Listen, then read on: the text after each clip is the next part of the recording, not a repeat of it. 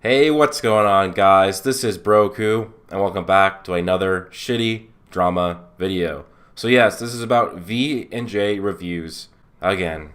Yep, these guys decided to drag this along.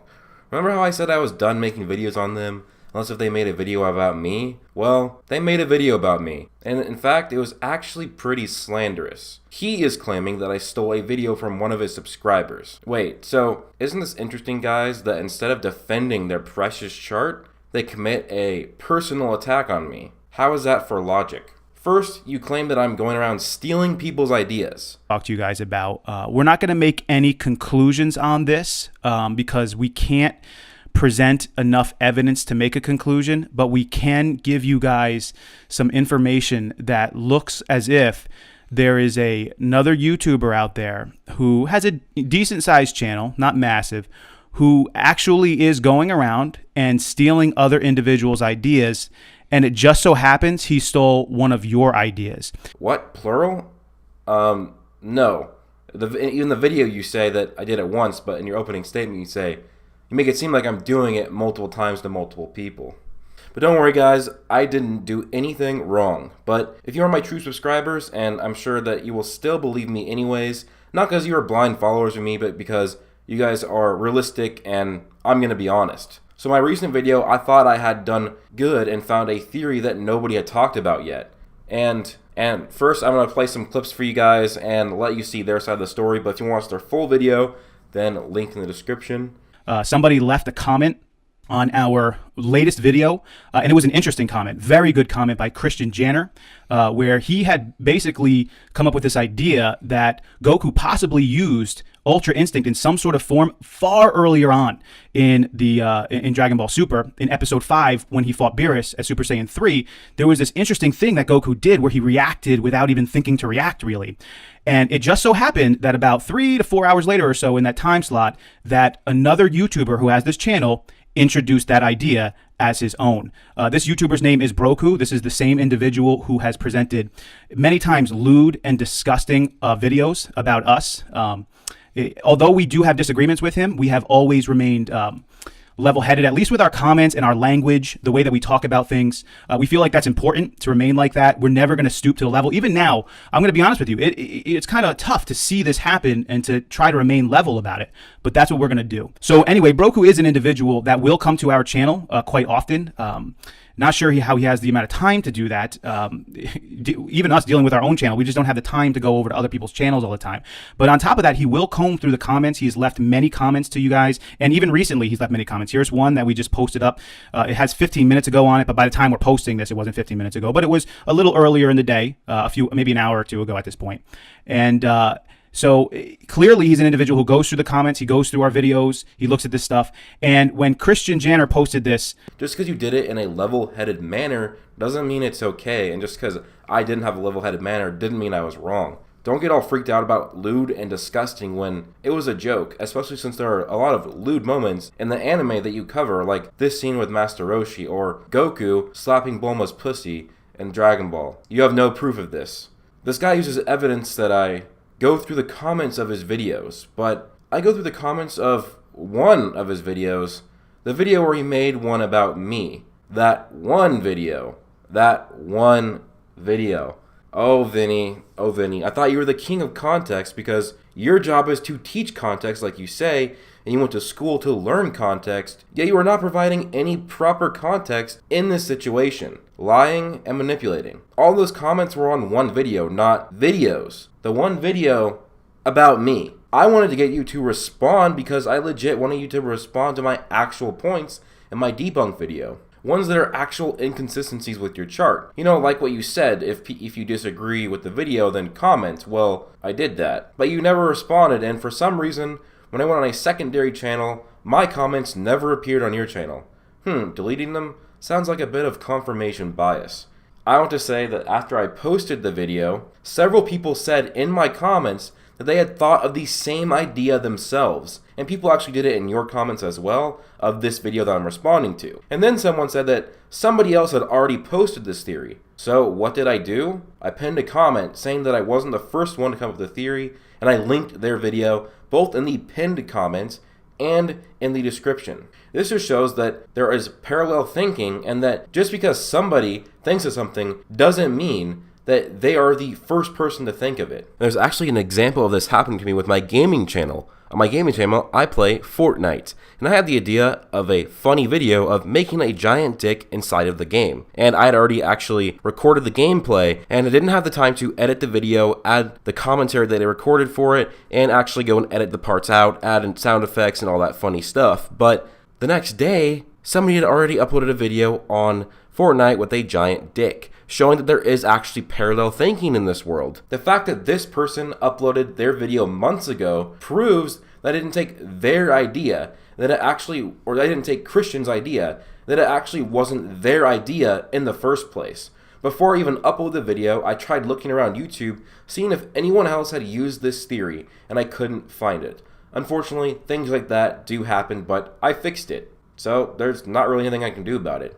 But it's okay, Christian, that was a good suggestion, but some advice for you in the future. If you have an idea and you want it to be done, do it yourself or else somebody might take it. Now, I didn't take it, so I did not go to a comment section from a video I didn't even watch, because I hadn't even watched the video yet. And when I was going through the comments of the video where you made the response to me, the first one about my actual debunks of your chart, I looked through all the comments and I couldn't find it, and then I had to go look in your new video and see that it was in there. Because I don't watch all your videos. I mainly watch your power charts. I haven't watched of your actual, original videos that are not, they're about the show and not about your power charts. I haven't watched one of those in way too long.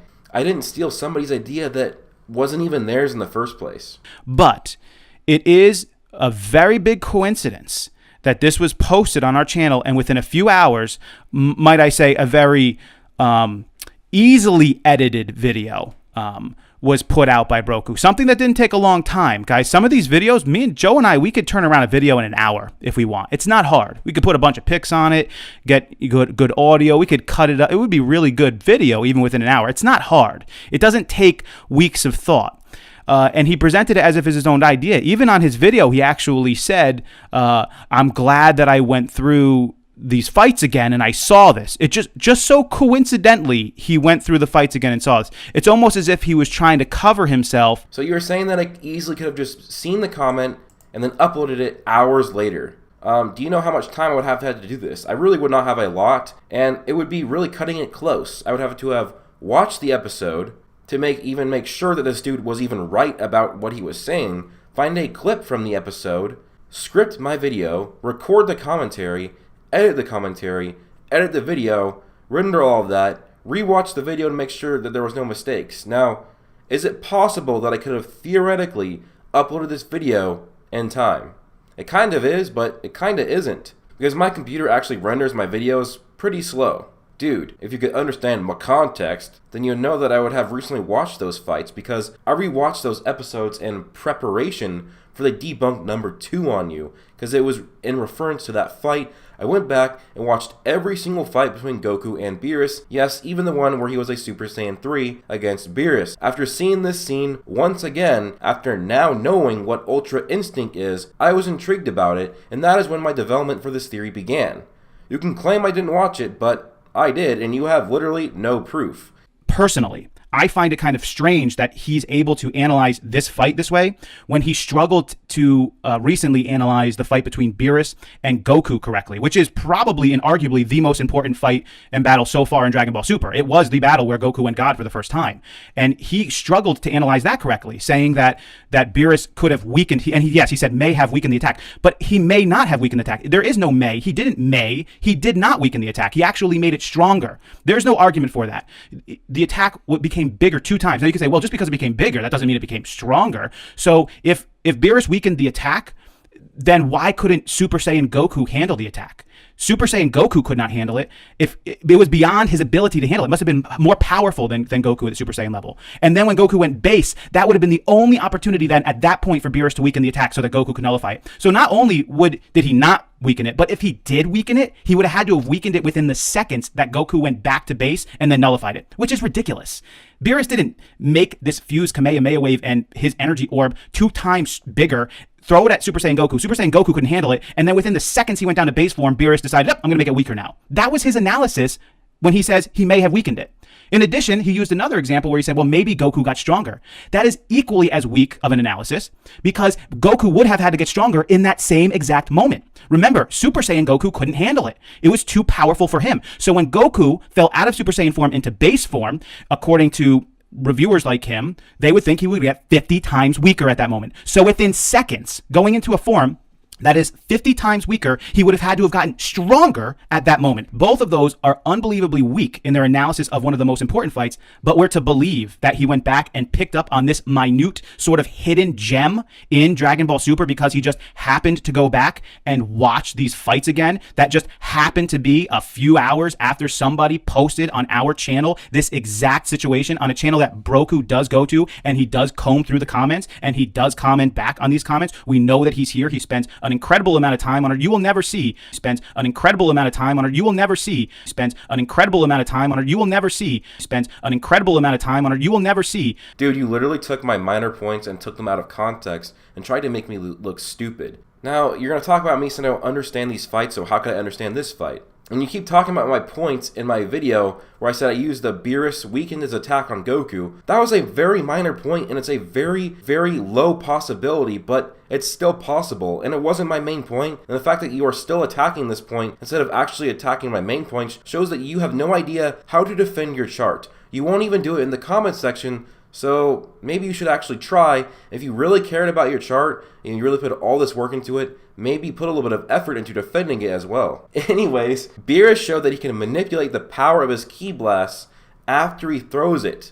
So that means he could have made it weaker in the instant he saw Goku go from Super Saiyan to his base form. But again, it's not even my main point, and the fact that you're treating it like it's my main point really makes you look stupid. My main point was that Goku kept getting stronger over the fight, because actually, according to your theory makes less sense than mine. Goku does a full power Kamehameha as a Super Saiyan, and Beerus does a stronger attack in response, then powers it up even more, and then throws it at Goku. Super Saiyan Goku could not handle it, but base Goku could. Even according to you, base Goku is a decent amount weaker than Super Saiyan. So this means that literally, Goku got stronger than his Super Saiyan form while in his base form, otherwise he wouldn't have been able to negate the attack. I didn't even struggle to analyze the fight, unlike you struggled to understand the context of Piccolo being scared about Goku losing the God Ki, and not that Goku wasn't strong enough.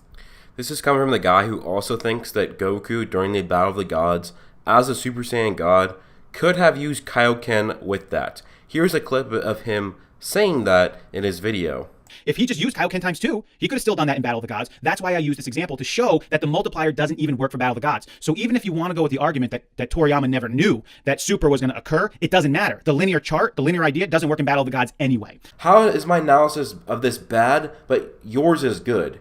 How can a weaker Goku now punch away this Ki Blast without getting a lot stronger? And remember, we are dealing with a God form multiplier that had to make Goku, bare minimum, thousands of times stronger. So Goku getting above a 50 times multiplier in a split second really isn't that big of a deal, especially since he was getting a lot stronger over the fight. So I was commenting on your comments because you kept lying about my statements and taking them out of context. Don't make it seem like I was bullying you or trolling you in the comments. I was actually putting in legit points, and then you would actually blacklist my comments, and that kind of pissed me off because you literally told me to do it. But here's more proof that you were lying and manipulating. But he essentially, sent over a lot of his subscribers by saying, here's the link, go watch it for themselves. And a lot of his subscribers came over. And what I want to say is even though a lot of his subscribers left many times disgusting comments. So I sent over subscribers to your video so they could watch it and get more context out of it, not to attack you. If my subscribers attack you, that isn't my fault. Also, in previous videos, I specifically stated for my subscribers to not to attack you. But of course, your context course in college, it doesn't teach you how to not manipulate people, so maybe college is pointless. A bit late, but I also want to point out that he puts this PNG text saying that I'm a fool, and before he was saying that he is the level-headed guy, but he's going to call me a fool? How does that make him a level-headed guy? And again, if you have a good idea, don't just put it out there, make it for yourself. And if you put an idea out there and it does get stolen, that's your fault. Imagine if Steve Jobs just set his iPhone down before he released the first one and didn't have the proper copyright, mints, or patents. By the way, other people have done my same exact what if videos, and I never expect them to credit me, nor do I get mad if they use the same idea. So here are clips of him saying in his video that I didn't steal it, and then in his own comment section of the video saying that I did and I need to own up to it. We're not making any conclusions. Broku, we know you're going to listen to this. We're not saying you stole it.